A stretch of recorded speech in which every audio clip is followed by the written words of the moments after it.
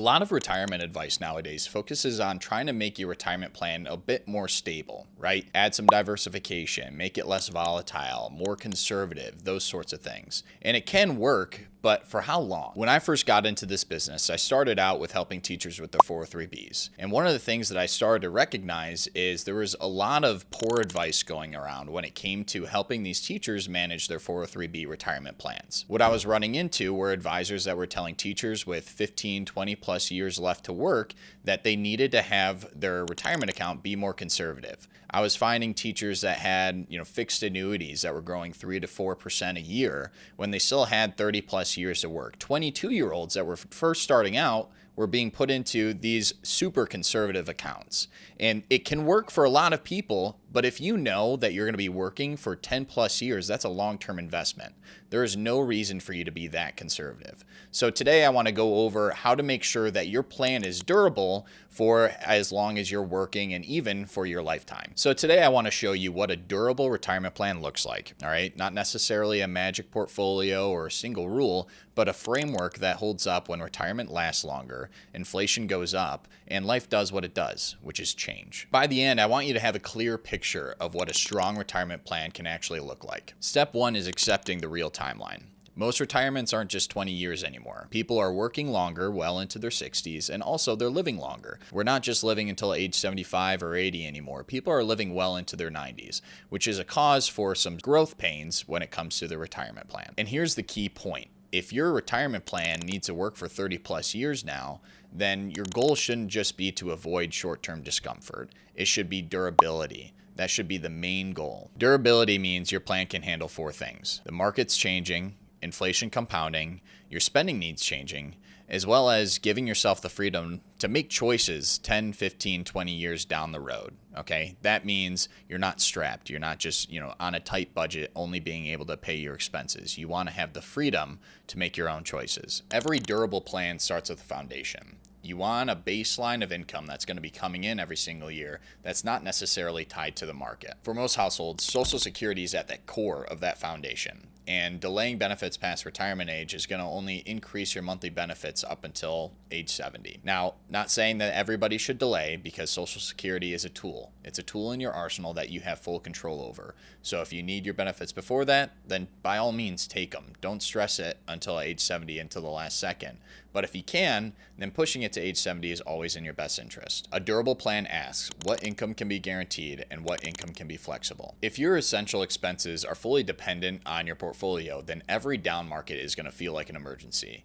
But if your essentials are covered by a reliable income source, then your portfolio can remain doing what it's supposed to do. Support your lifestyle and stay invested in volatility. This is the first clarity point. A durable plan separates those needs from wants and builds an income foundation accordingly. Next is the part most people get wrong. They treat withdrawals like a fixed rule instead of a living system. A durable plan uses a flexible spending network, not panic cuts, not reckless increases, guardrails. Morningstar has published research and examples showing that flexible approaches, just like the guardrail style method, can adapt spending based on how the portfolio is doing instead of forcing the same inflation raise every single year no matter what. And here's the reason it matters, and I've said this before. Sequence of returns risk is real, and what happens in the early years is especially important. Michael Kitzes has written about how real return in the first 10 years can be a key driver of whether a plan is on track long term. So a durable plan sets a starting withdrawal position, then includes rules like if the market is up, then you can loosen a bit. If your portfolio is under stress, then tighten a bit. That is not pessimism, that is control. A good plan isn't going to be rigid, it's responsive. So here's another thing. Durability isn't only about returns. Taxes can change the outcome as well. RMDs are generally going to start for most retirees around age 73 according to IRS rules today. That matters because if you wait too long, then income will start stacking on later. RMDs, Social Security, pension, portfolio income, all coming in on top of each other. A durable plan plans a withdrawal order and timing years in advance. It coordinates what accounts to draw from, when to convert, when not to convert, and helps to avoid creating a big tax bite that will force bad decisions later on. You don't need a perfect tax strategy, but you need an intentional one. Now we get to the portfolio itself.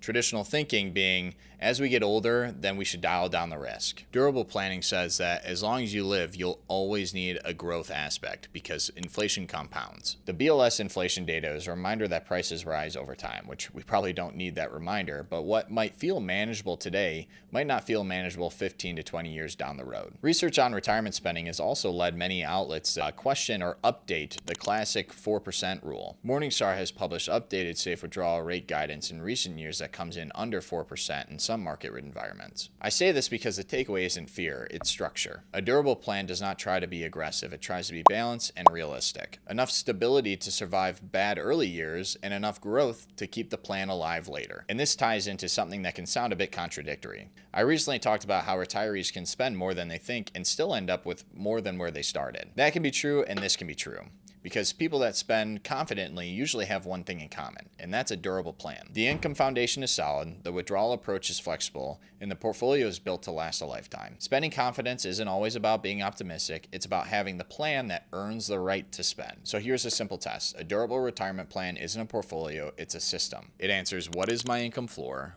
What is flexible? What are my guardrails? How do taxes change the path? And how does my portfolio stay alive for over decades? If you can answer those questions, you're not guessing anymore, you're planning. A durable plan cannot predict the future, but it stays strong through it. Thanks for coming to this episode of Tommy 2 Cents. I hope you're able to learn something. As always, there's going to be a link below if you want to meet and ask questions. I'm happy to do so. But until then, take it easy.